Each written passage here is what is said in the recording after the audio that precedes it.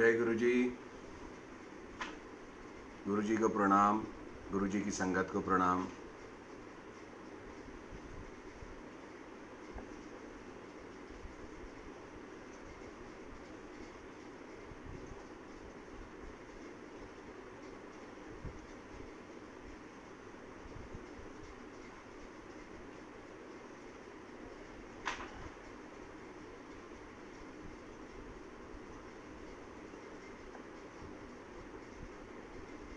हर पल हर क्षण शुक्राना है गुरु जी का कि गुरु जी ने ये सेवा बख्शी कि गुरु जी का सत्संग सुना पाऊँ मैं आप सबको। बहुत बड़ा शुक्राना है गुरु जी का कि गुरु जी महाराज ये सेवा मुझे बख्श रहे हैं। If I am audible to everyone, please मुझे बताएं ताकि मैं आगे बढ़ूं।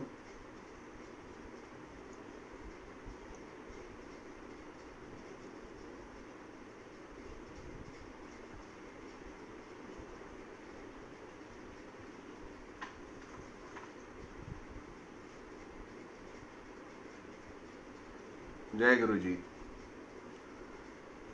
शुक्राना है महाराज का, हमारे महाशिव, हमारे गुरु महाराज, कि हमें हर क्षण उन्होंने याद रखा हुआ है। हमारी हर गलती को वो माफ़ करते हैं। हमारे हर काम को करने के लिए गुरु जी महाराज हमसे आगे रहते हैं। बहुत शुक्राना है।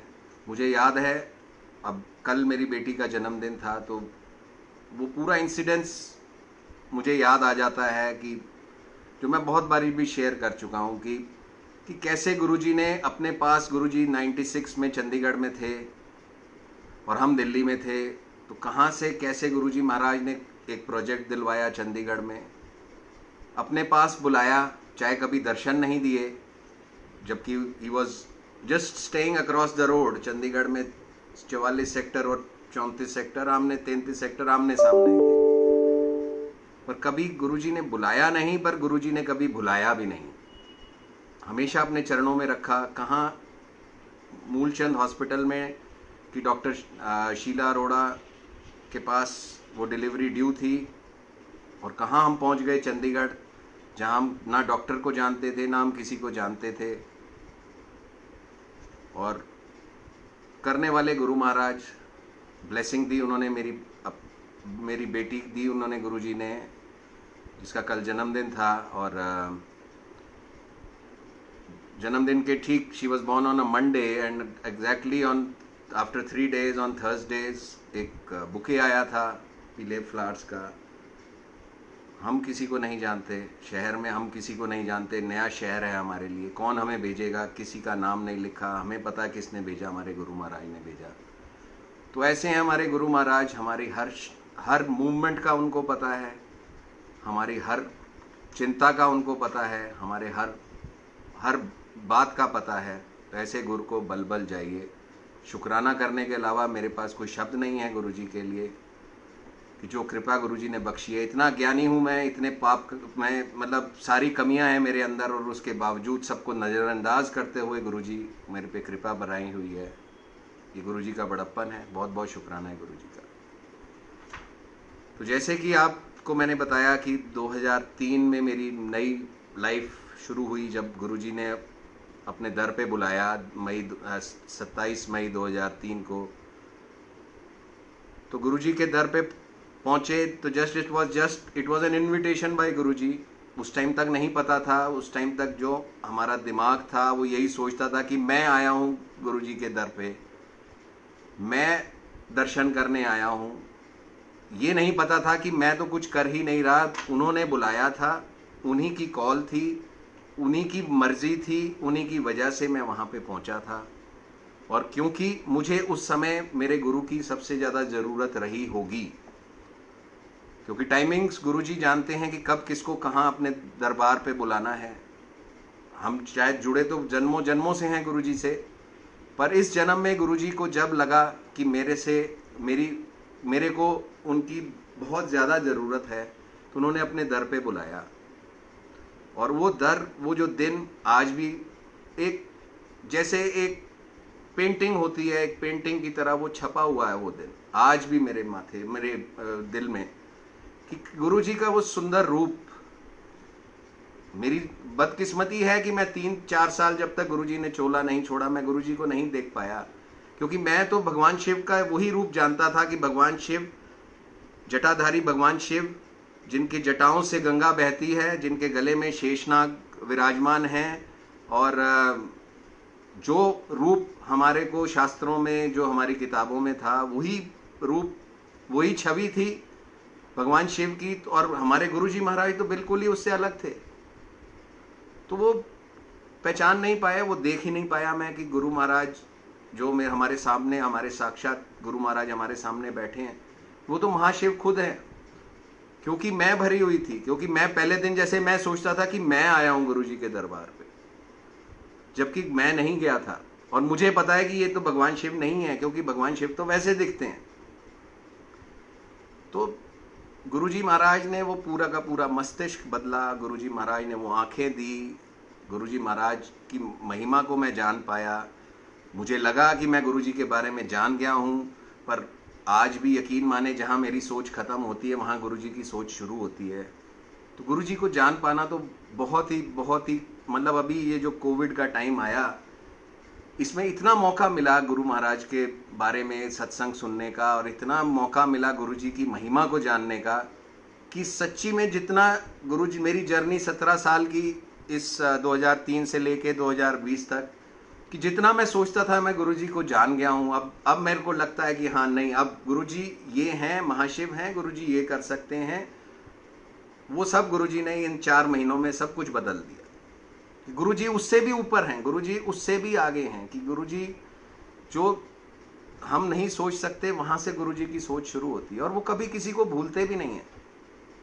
कभी किसी सेवक को, कोई छोटे से छोटा कोई भी व्यक्ति, अगर हम गुरुजी को आज दिल से याद करें तो गुरुजी हमारे साथ, हमारे से पहले हमारे काम को करने के लिए हमसे पहले पहुंच जाएंगे गुरुजी। यकीन मानिए, आप कभी गुरुजी को याद, सच्चे दिल से याद कीजिए, गुरुजी की हमारे से पहले वहाँ पहुँचे होंगे।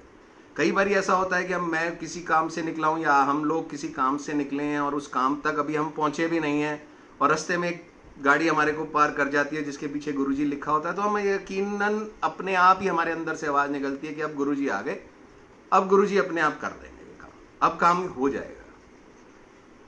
तो गुरुजी महाराज की ऐसी कृपा है कि मेरे को एक मौका मिला गुरुजी की एक पुरानी, बहुत पुरानी संगत को मिलने का, और मुझे नहीं पता था कि वो गुरुजी से जुड़े हुए हैं। कैसे मिलना हुआ ये गुरुजी ने ही डिसाइड किया था कि हम कैसे मिलेंगे। तो गुरुजी की बहुत पुरानी संगत थी जो पंजाब में एसपी ऑफ पुलिस हुआ करते थे 80s में, 85, 86 में। उनके फादर, जिनसे मैं मिला, और किस तरीके से मिला वो भी एक गुरुजी का ही तरीका था, गुरुजी की ही ब्लेसिंग थी। कि एक प्रोजेक्ट के लिए सिलसिले में हम चंडीगढ़ जाना हुआ मेरा, और उस प्रोजेक्ट के लिए लैंड कहीं और डिसाइड हो चुकी थी, सब कुछ तय हो चुका था, और जस्ट कि एक पेपर फॉर्मेलिटी को पूरी करने के लिए, बहुत लंबा सत्संग है, मैं पहले सुना चुका हूं तो मैं उसको इतनी डेप्थ में नहीं जाऊंगा, पर सिर्फ ये बताना चाहूँगा कि गुरु महाराज, हम गुरु महाराज को भूल भी जाएं पर गुरु महाराज कभी कभी हमारे को नहीं भूलते। तो वो गुरु महाराज की महिमा के बारे में मैं बताना जा रहा था कि अभी रिसेंटली, कल परसों ही उनसे दोबारा बात हुई, तो एकदम से याद आया मुझे कि कैसे गुरु महाराज ने, उनका कल्याण करना था तो मुझे जरिया बनाया और मुझे वहाँ भेजा और अपनी ब्लेसिंग्स वहाँ तक पहुँचाई। तो गुरुजी महाराज का जरिया तो कुछ भी हो सकता है। गुरुजी महाराज किसी को भी जरिया बना के किसकी ज़िंदगी में कब भेज दें, टाइमिंग्स गुरुजी के हैं। गुरुजी जानते हैं अगर कोई चीज़ हमारे लिए अच्छी है, वो हमें कब मिलनी है, किस टाइम पे मिलनी है, किसके थ्रू मिलनी है, वो सब गुरुजी जानते हैं, और गुरुजी ही ये सब कराते हैं। तो इट वाज ईयर 2013 एंड किसी प्रोजेक्ट के सिलसिले में we were in Chandigarh. Project finalise होना था, किसी लैंड पे बनना था, और वो लैंड कंपनी एग्जीक्यूटिव्स, जिसमें मेरा कोई रोल नहीं था उस लैंड को फाइनलाइज करने में, मेरा सिर्फ इतना रोल था कि मेरे को उस लैंड के ऊपर कोल्ड स्टोर बना के कंस्ट्रक्ट करके देना था। लैंड कंपनी के एग्जीक्यूटिव्स ने डिसाइड करना था। Company was based in Singapore, उनका इंडिया ऑफिस बेंगलोर में था, उनका कंसल्टेंट चेन्नई में था और मैं दिल्ली में था। It was such a long, एक अगर देखा जाए तो एक it is such a long grid, एक ग्रिड बना हुआ था। Owners sitting in Singapore, their CEO sitting in Bangalore, their consultant sitting in Chennai and I am in Delhi. और गुरुजी महाराज ने मुझे चुना कि उस परिवार का कल्याण करने के लिए, कि जो परिवार गुरुजी के साथ 1980s में जुड़ा था और किसी कारणवश, वो भी गुरु की महिमा होती है कि किसी कारणवश जब गुरुजी चंडीगढ़ से या पंजाब से जब दिल्ली आ गए, उसके बाद उस परिवार का गुरुजी से लिंक बिल्कुल टूट चुका था। जो गुरुजी की बहुत ब्लेसिंग्स उनको मिली थी, उसके बावजूद समाउ आई डोंट नो, गुरुजी की ही महिमा रही होगी कि जो गुरुजी ही करते हैं, गुरुजी ही जानते हैं क्या है। तो that grid, in that grid I was one of the person who visited Chandigarh along with the consultant to see the site. मेरा इतना ही रोल था, as far as I know, मेरा इतना ही रोल था, मेरा और उससे ज़्यादा कोई रोल नहीं था, क्योंकि कंसल्टेंट को वॉज अ साउथ इंडियन, उसको हिंदी या पंजाबी नहीं आती थी, तो वो मेरे को साथ लेके गए थे जस्ट टू सी कि the sites and all, to complete all the formalities. So in the meanwhile that project manager of the company इन बैंगलोर, उसने कंसल्टेंट को फ़ोन किया और कहा कि एक लैंड और देखी थी मैंने, जिसको आप देख लीजिए, आपको वो पसंद नहीं आएगी, क्योंकि अगर ये लैंड, जिस पे हम जो लैंड फाइनलाइज कर चुके हैं, अगर आप 10 में से उसको 10 नंबर देते हैं, तो जो लैंड आप देखने अभी जा रहे हैं उसको आप 10 में से 1 नंबर देंगे सिर्फ। It is such a poor location, such I mean all the parameters, location wise, उनकी रिक्वायरमेंट वाइज, उनकी मतलब ऑल पैरामीटर्स, वो लोकेशन, वो property is going to be nowhere. Nowhere means nowhere, but yes, paper formality पूरी हो जाएगी, मेरी job बच जाएगी, जिसमें आप उसको सेकंड करेंगे कि consultant visited both the sites, उसने दोनों जगह देखी, दोनों में से ये पसंद आई और ये पसंद नहीं आई। उसका अपना स्वार्थ था, पर उसको नहीं पता था कि गुरुजी क्या चाहते हैं, गुरुजी की क्या रजा थी, गुरुजी की क्या रजा थी। इन एनी केस, हम उस साइट को देखने के लिए वी डिसाइडेड कि यस, जब हम चंडीगढ़ आए हुए हैं, एक साइट हमने देख ली है, वो हमें 10/10 मार्क्स हमने उसको दे दिए हैं, पसंद आई है, पर चलो एक वो फॉर्मेलिटी भी पूरी कर दें। तो we were about to go to that site, so we called up the contact person who happen to be a property dealer, एक सरदार जी। और वो सरदार जी ने हमें बहुत वेट कराया, और इतना वेट कराया कि 15-20 मिनट, आधा पौना घंटा हमें वेट करना पड़ा हाईवे पे खड़े होके, कि वो कहता था मैं अभी आ रहा हूँ, मैं अभी आ रहा हूँ, मैं अभी आ रहा हूँ, and so on and so forth. And that consultant was very particular about timings. उनकी फ़्लाइट भी थी वापस, द सेम डे ही was suppose to catch a flight from Delhi, तो वापस भी आना था, वो प्रेशर भी था। तो 45 मिनट्स जब वेट कर ली और वो नहीं आए सरदार जी, तो वी डिसाइडेड कि चलो अब इसको फ़ोन पे बोलो कि अब हम जा रहे हैं। And we took a U turn from Zirakpur, Derabassi के फ्लाईओवर के नीचे से यू टर्न लिया, और जैसे अभी यू टर्न लेके हम हाईवे के लिए वापस दिल्ली की तरफ जाने ही लगे, तो अभी डेराबसी की क्रॉसिंग पे ही पहुंचे थे कि उस सरदार जी का फ़ोन आ गया कि मैं क्रॉसिंग पे ही खड़ा हूँ, आपकी गाड़ी का नंबर बताओ, मैं क्रॉसिंग पे खड़ा हूँ और आपको ले चलता हूँ मैं। तो वी टोल्ड हिम कि अब चलो, अब आ ही गया है तो। And the consultant was fuming, वो गुस्से में आग बबूला कि मेरे को वेट करा दिया 45 मिनट, और हमने वैसे भी रिजेक्ट करना है, तो it has to be rejected, time waste, क्यों टाइम वेस्ट कर रहे हैं हम, चलो दिल्ली चलते हैं, अपना फ्लाइट पकड़ते हैं, and so forth. But no, Guruji had different plans, Guruji के प्लान ही कुछ डिफरेंट थे। And that consultant, that property dealer अपने उसने कहा कि आप मेरी गाड़ी में आ जाओ। He was in a very big car, और जैसे पंजाबी हैं हम, पंजाबियों की शो ऑफ की होती है आदत कि आ जाओ जी मेरी गड्डी जाओ, मेरी गड्डी वड्डी गड्डी जाओ, सीधे ले चलते हैं। But my consultant was a very simple man. He said no, आप मेरे हमारी गाड़ी में आओ, अपने ड्राइवर को बोलो कि वो गाड़ी ले जाए आगे, हम पीछे पीछे फॉलो करेंगे। And he came and open the door, और जैसे ही वो सरदार जी बैठे तो मेरी गाड़ी में I was sitting at the back, driver was driving, consultant was sitting in the front. He came and sat with us and he saw a स्वरूप of Guruji and he was very excited। कहते ओ गुरुजी, जय गुरुजी, गुरुजी आ गए, गुरुजी आ गए, वाह गुरुजी आ गए, गुरुजी आ गए। And he also happened to be a old संगत of Guruji. Again Punjab police, उसके उनके फादर भी पंजाब पुलिस में थे and he had served in Punjab police. और गुरुजी की जब गुरुजी पंजाब में आया जाया करते थे तो उनकी और जो आगे जिनकी मैं बात करने जा रहा हूँ, उनके फादर की स्पेशल ड्यूटी लगा करती थी कि गुरुजी को घुमाने की जीपों में। और मतलब गुरुजी की ठाठ, गुरुजी की शान वखरी, और गुरुजी अपना गुरुजी का वेज था, गुरुजी का तरीका था कि कैसे गुरुजी किसको ब्लेस करते थे, किसके साथ जाते थे, किसके साथ आते थे, गुरुजी जानते थे। तो we went to that site, और वो सब हम साइट पे पहुंचे, और उस साइट पे जो owner was waiting, owner son was waiting, और वो इतना एक्साइटेड हुए, सरदार जी ने गाड़ी रुकने की वेट भी नहीं करी और दरवाजा खोला और कह जी आ जा, इतने आ जा, इतने आ जा समीर, इतने आ देख, दर्शन कर गुरुजी महाराज दे। गुरुजी आए ने, आज साढ़े घर गुरुजी आए ने।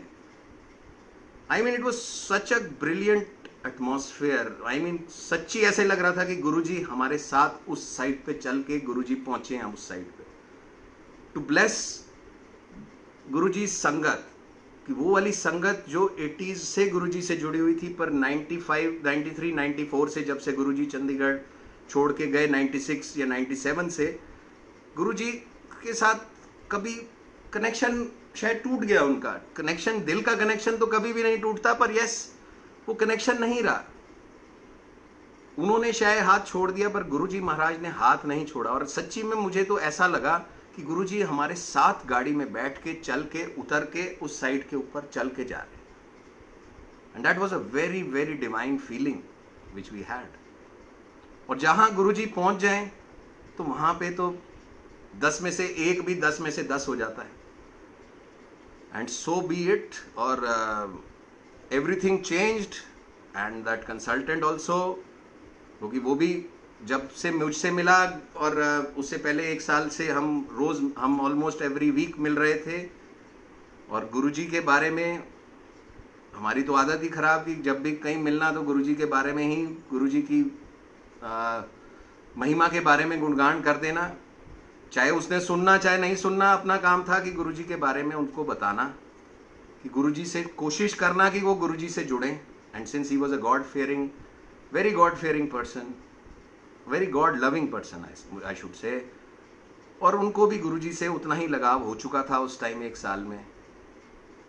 तो जो चीज़ 10 में से 1 जो पास होने लायक भी नहीं थी, जैसे हम जैसे नालायक जो गुरुजी की संगत हैं और हम पास होने लायक भी नहीं हैं, फिर भी गुरुजी ने हमें पास ही नहीं, सारे सब इम्तिहानों से निकाल के ले जाते हैं और खुद ही पास कराते हैं और खुद ही सब कुछ करते हैं। तो 10 में से 1 नंबर वाले को भी 10 में से 10 किया। And eventually a cold store was made at that very place जहाँ पे गुरुजी हमारे साथ चल के उस जगह पे पहुँचे।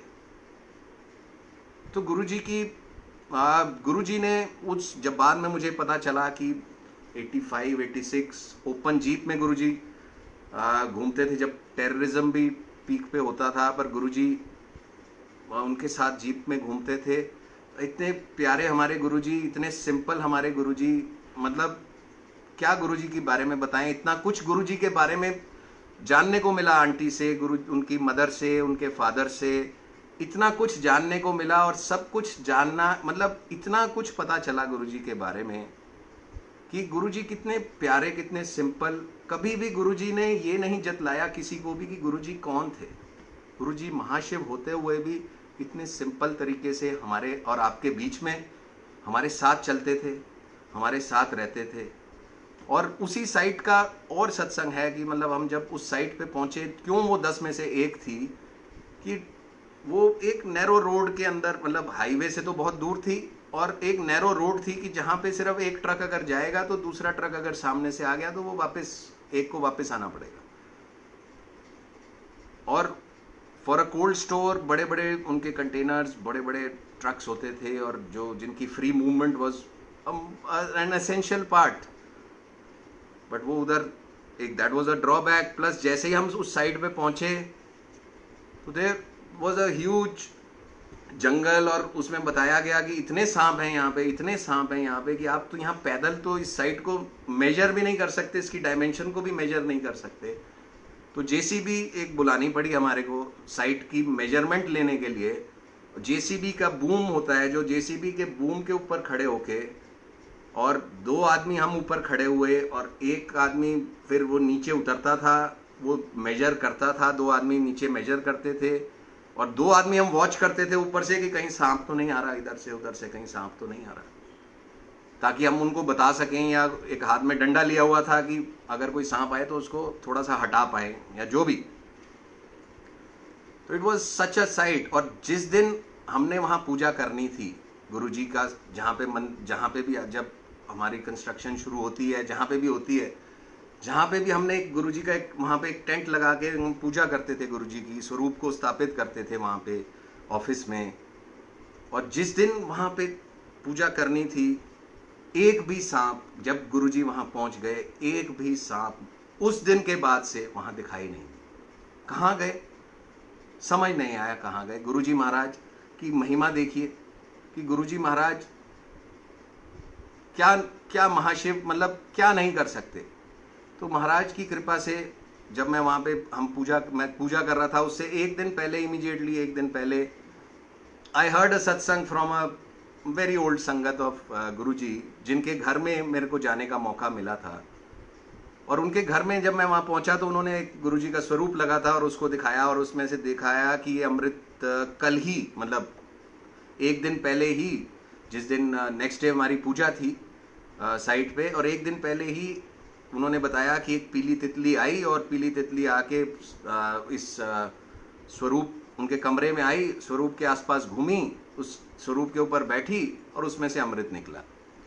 उन्होंने दर्शन करवाए अमृत के, और बड़ा आनंद आया, और दिल में ख्याल बैठ गया कि पीली तितली चाहे अगर हमारे साइड पे भी आ जाए तो गुरुजी उस दिन, मतलब सोच हमारी छोटी ना, कि अब गुरुजी तो जब हमारे साथ ही वहाँ पे गए हैं और इतना गुरुजी ने उस जगह को ब्लेस किया है, तो सिवाय सिर्फ तितली क्या करेगी। बट इन एनी केस एक दिमाग में आ गई बात, और तितली की ख्वाहिश लेके मैं अगले दिन पूजा में जब बैठा तो चारों तरफ it was an industrial area ही था, और पोल्यूशन थी, और धूल थी, और मिट्टी थी, तो तितलियां तो कहीं भी नहीं थी। I couldn't see anything.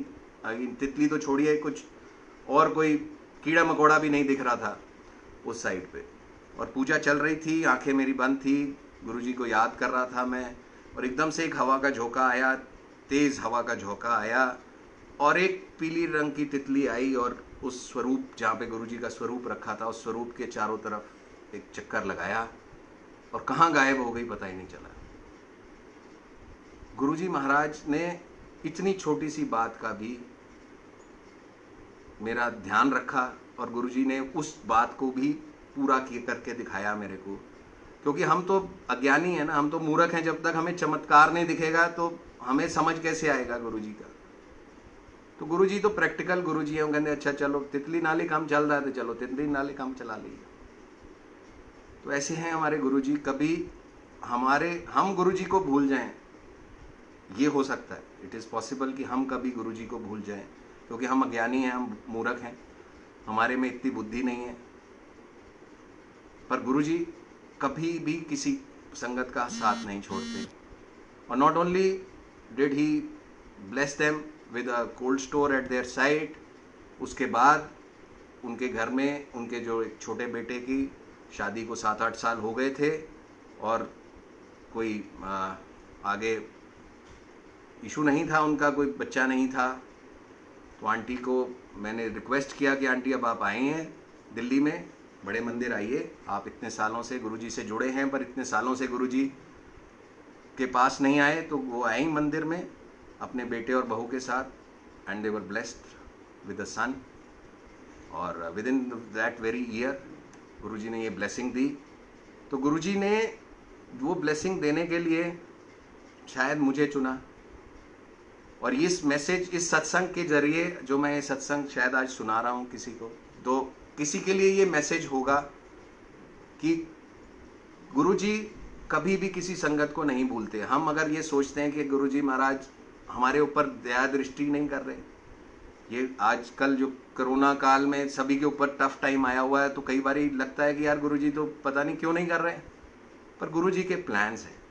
गुरुजी के प्लान बहुत वहाँ से शुरू होते हैं जहाँ हमारी प्लानिंग ख़त्म होती है। और जब गुरुजी देते पे आते हैं, और गुरुजी तब देते हैं जब टाइमिंग उनका हमारे लिए ठीक होता है, और जो चीज़ देते हैं उसके साथ सोच भी देते हैं। I was just reading a very interesting story in Bhagavad Gita. Bhagavad Gita is full of, Bhagavad Gita में इतना सब कुछ है कि जो शायद मेरे को मौका भी नहीं मिला इतने टाइम पे पढ़ने का। पर आजकल क्योंकि बिल्कुल ही खाली समय है और काम और धंधे थोड़ा सा कम है, तो गुरु महाराज यही एक थोड़ा सा कुछ नॉलेज दे देते हैं, कि ये बता देते हैं कि भाई कि गुरुजी महाराज क्या हैं। गुरुजी अपनी महिमा को बतलाने के लिए, क्योंकि मेरे को थोड़ी समझ कम है, तो थोड़ा सा ज्ञान मुझे दे देते हैं। तो जो अगर मैं थोड़ा सा वो गुरुजी की आज्ञा से वो आपको बताना चाह रहा हूँ कि गुरुजी ने जो भगवत गीता में मैंने 2-3 चीज़ें अभी मेरे को पता चली। जैसे एक उसमें ये है कि जब गुरुजी जब गुरु या भगवान जब कुछ किसी को देता है तो साथ में सोच भी बदलता है। तो भगवान कृष्ण और भगवान अर्जुन एक दिन गांव में जा रहे थे, सैर कर रहे थे, और अपना सैर करते करते उन्होंने देखा एक पंडित है, और पंडित भिक्षा मांग रहा है, और घर घर जा रहा है और भिक्षा मांग रहा है। तो अर्जुन को तरस आ गया उस पंडित के ऊपर। उसको देख के अर्जुन को तरस आ गया, और उसने भगवान कृष्ण से पूछे बगैर अपनी जेब से एक पोटली निकाली जिसमें सोने की बहुत सारे सिक्के थे, और वो सिक्के उन्होंने उस पंडित जी को बुलाया, और गुरु और भगवान कृष्ण देख रहे हैं ये सारी लीला, और उन्होंने वो पोटली सोने की पकड़ाते हुए बोला कि अब आपको घर घर भिक्षा मांगने की ज़रूरत नहीं है, जाइए आप इस सोने के साथ जाइए और अपनी ज़िंदगी अच्छे तरीके से बिताइए, आपको पूरी ज़िंदगी कोई ज़रूरत नहीं पड़ेगी। पंडित जी ने वो ली पोटली और सोने के सिक्के देखे, बड़े खुश हो गए, और मन ही मन सोचते हुए कि अब इसका मैं क्या करूँगा, इसका मैं घर बनाऊँगा, इसका ये करूँगा, ये कर दूँगा, और चल दिए अपने घर की तरफ। रास्ते में जा रहे थे तो बड़े खुश थे, पोटली हाथ में थी, छुपाना भी भूल गए कि पोटली को छुपा ही लें कहीं। तो पोटली हाथ में लिए जा रहे थे तो किसी चोर की नज़र पड़ गई, और पंडित को देख के, अकेले देख के उन्होंने वो पोटली छीनी और भाग गया। अब पंडित जी बहुत परेशान, बहुत रोए कि मेरा भाग्य, इतना दुर्भाग्य हूँ मैं कि भगवान एक अर्जुन जी ने मुझे इतना बड़ा मेरी पूरी ज़िंदगी के लिए एक इतना सोना दिया कि मेरी पूरी ज़िंदगी कम ना पड़ता, और वो मेरे से छिन गया। रोते हुए घर आए, अपनी पत्नी को बताया। अब क्या कर सकते हैं, दुर्भाग्य है तो दुर्भाग्य है। और ये सोचते हुए अगले दिन वो फिर भिक्षा मांगने चल दिए, और अगले दिन फिर वही भगवान कृष्ण की लीला, और वो अर्जुन को वापस उसी रास्ते से ले आए, और वहीं घूम रहे थे और देखा फिर वही पंडित जी तो फिर भिक्षा मांग रहे। तो अब अर्जुन जी को गुस्सा आ गया कि मैंने कल तो अभी सोने की पूरी पोटली दी और आप फिर भिक्षा मांग रहे हैं। उन्होंने उनको बुलाया और बहुत गुस्सा किया, और पंडित जी ने जब बताया कि ये मेरे साथ ऐसा दुर्भाग्य हो गया है, और भगवान की कृपा, मतलब आपने इतनी कृपा करी, पर मेरे दुर्भाग्य था और मैं ये इसको नहीं मेरे भाग्य में नहीं था, तो अब तो भिक्षा मांगना ही मेरे भाग्य में है, तो मैं भिक्षा मांग रहा हूँ। अर्जुन को फिर तरस आ गया, तो अर्जुन ने एक बहुत ही कीमती मोती निकाला अपनी जेब में से, और वो पंडित को दे दिया, और उसको कहा कि अब छुपा के लेके जाइए, इसको छुपाओ और इसको घर लेके जाओ, और इसको बेच देना, और इसको बेच के आपको इतना धन मिल जाएगा कि आपका पूरी ज़िंदगी निकल जाएगी। पंडित जी बहुत खुश हुए, छुपा के घर उसको लेके आए अंदर, अपने घर पे आए। अब चोरी होने का तो उनको फिर भी डर था, क्योंकि चोर एक दिन पहले ही उनसे चोरी कर गया था। तो उनके घर पे एक बहुत पुराना मटका, धूल मिट्टी पड़ा हुआ मटका था। उस मटके के अंदर उन्होंने उस मोती को छुपा दिया, और इतने खुश थे कि इतनी मस्ती में थे कि पता नहीं कब आंख लग गई उनकी और वो सो गए। इतनी देर में उनकी पत्नी आई घर पे, जो कि नदी में पानी भरने गई हुई थी। उसका मटका टूट गया वहां पे। तो उसको याद आया कि घर पे एक पुराना मटका पड़ा है, और वो पुराने मटके में जल भरने के लिए, जल तो भरना है, मटका टूट गया, अब जल तो भरना है, नया मटका खरीदने के पैसे नहीं है। तो उसने पुराना मटका उठाया और नदी पे चली गई, और नदी पे जाके जैसे ही उसने उस मटके को पानी में धोने के लिए डाला, वो मोती निकल के नदी में वापस चला गया, और वो जल भर के वापस ले आई। और जब तक जल भर के वापस आई, पंडित जी को उठाया, जल पिलाया, तो पंडित जी ने देखा यहाँ तो मटका बिल्कुल ही शक्ल बदल गई है और इसमें जल भरा हुआ है। वो फिर रोने लग गए कि क्या हुआ, तुमने क्यों नहीं पूछा मुझसे, और इसमें तो मोती था एंड वटएवर। फिर अपने नसीब को कोसने लगे। And he was not able to understand कि ऐसा क्या हुआ कि 2 बारी मुझे इतनी बड़ी दात मिली कि जिससे मेरा पूरा जिंदगी चल जाती, पर अब मेरा दुर्भाग्य इतना है कि मेरे को किसी काम नहीं आ रही वो फिर भिक्षा मांगने अगले दिन निकल गए। और भगवान की लीला भगवान तो जानते हैं, भगवान कृष्ण तो सब कुछ देख रहे थे, इस लीला को रच रहे थे। तो वो अर्जुन को लेके फिर वहीं उसी रास्ते पे आ गए। अब फिर उसने, अर्जुन ने देखा कि ये तो फिर भिक्षा मांग रहे हैं। तो अब अर्जुन को समझ आ गया कि कोई ना कोई लीला भगवान कृष्ण कर रहे हैं। तो उन्होंने हाथ जोड़ के खड़े हो गए कि भगवान, ये आपकी लीला है, अब आप मुझे समझाइए कि ये क्या हो रहा है। तो उन्होंने कहा अच्छा चलो मैं तुम्हें समझाता हूँ। वो समझाने के लिए उन्होंने पंडित जी को बुलाया, और पंडित जी को बुला के कहा कि चलो जो हुआ सो हुआ। अब भगवान कृष्ण ने उनके हाथ में 2 कौड़ी, उस टाइम कौड़ी चला करती थी, 2 पैसे रख दिए और कहा अब इसको ले जाओ और तुम्हारा कल्याण हो जाएगा इससे। तो पंडित जी बड़े परेशान हुए कि देख के सिर्फ 2 कौड़ी से कैसे मेरा कल्याण हो जाएगा। और उन्होंने वो मनी मन सोचने लगे कि भगवान से अच्छे तो अर्जुन ने हैं कि जिन्होंने मुझे इतना सारा धन दिया, और भगवान क्या दे रहे हैं मुझे, सिर्फ 2 कौड़ी दे रहे हैं। अब इसमें 2 कौड़ी का क्या करूंगा। अब उनके दिमाग में उस टाइम आ गया चलो मैं इस 2 कौड़ी को किसी को दे देता हूं, और अपनी भिक्षा मांगने में उनके दिमाग में ये आ गया। और भगवान कृष्ण सब देख रहे थे, सब जानते थे। अब वो आगे बढ़ने लगे तो उन्होंने पंडित को रोक दिया कि पंडित जी यहीं रुक जाओ, जिस रास्ते आए हो उसी रास्ते वापस चले जाओ अपने घर, और इस रास्ते आज तुमने नहीं जाना, तुम वापस जाओ।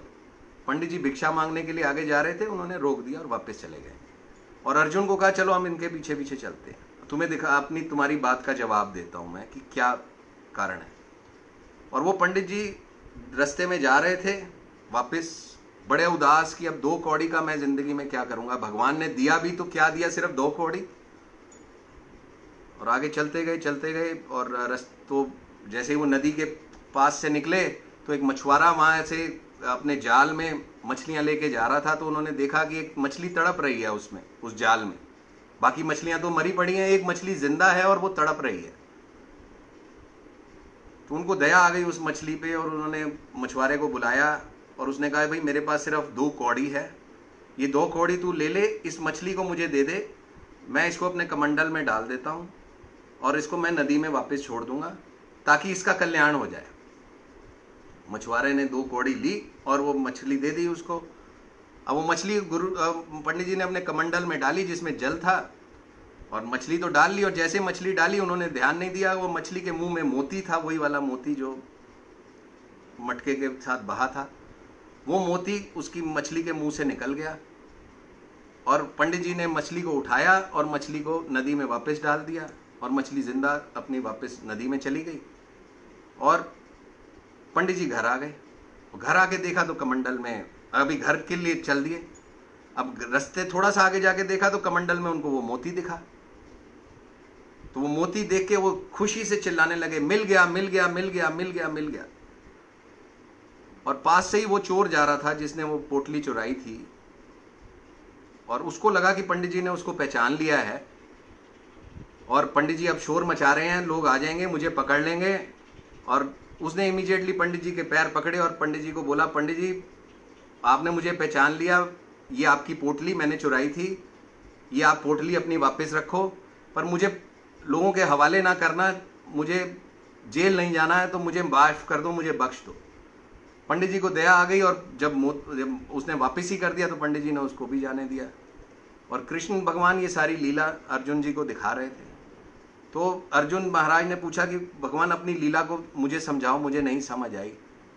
तो उन्होंने ये बताया कि जब आप अपने लिए कुछ मांगते हो भगवान से तो आप अपनी सोचते हो, और जब भगवान अपनी मर्जी से आपको देता है, भगवान ने 2 कौड़ी दी तो साथ में वो सोच भी देता है। भगवान जो देता है, जब भी कभी भगवान देता है उसका टाइमिंग भगवान जानता है, पर उसके साथ आपकी सोच भी ऐसी बदल के देता है कि जिसमें आप दूसरों के बारे में भी सोचते हो, और जहां आपने दूसरों के बारे में सोचा वहां आपका असली कल्याण है।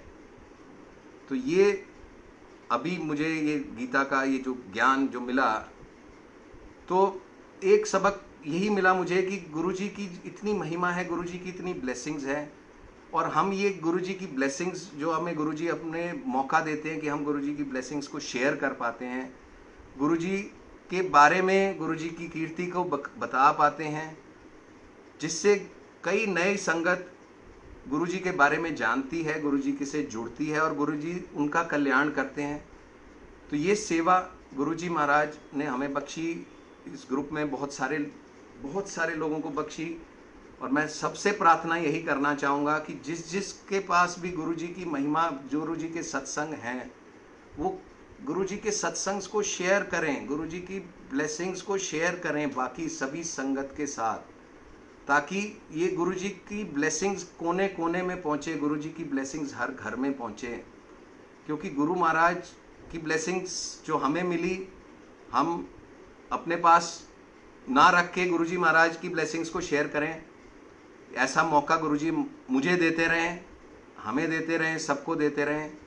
तो गुरुजी महाराज प्लीज़ ये बख्शीश, ये जो कृपा जो मुझे आपने बख्शी है कि अपनी ब्लेसिंग्स को शेयर करने की, आपके सत्संग्स को शेयर करने की, आपकी महिमा का गुणगान करने की, आपकी महिमा के बारे में संगत को बताने की, और शायद कोई संगत, कोई नई संगत जो ये सत्संग को सुन रही हो, जो गुरुजी के बारे में ना जानती हो, अगर वो गुरुजी से जुड़े, गुरुजी की ब्लेसिंग ले, तो इससे बड़ी बात क्या हो सकती है।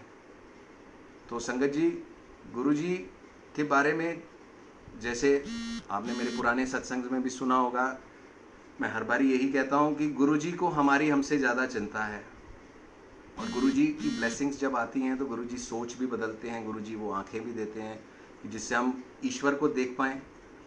और हमें सिर्फ गुरुजी की रज़ा में चलना है, गुरुजी की बात को मानना है, और गुरुजी की हम संगत हैं, हमारी एक रिस्पॉन्सिबिलिटी है कि हम ऐसे बने कि लोग हमें देख के गुरुजी से जुड़ने की, क्योंकि हम गुरुजी को रिप्रेजेंट कर रहे हैं। रिप्रेजेंट क्या, हम तो बहुत नालायक गुरुजी के सेवादार हैं, पर जो गुरुजी हम गुरुजी के नाम को ऐसा करें कि गुरुजी से लोग जुड़ना चाहें, गुरुजी को से जुड़ें, गुरुजी से ब्लेसिंग्स लें, गुरुजी की महिमा को जानें। महाशिव हमारे बीच गुरु महाराज के रूप में आए थे।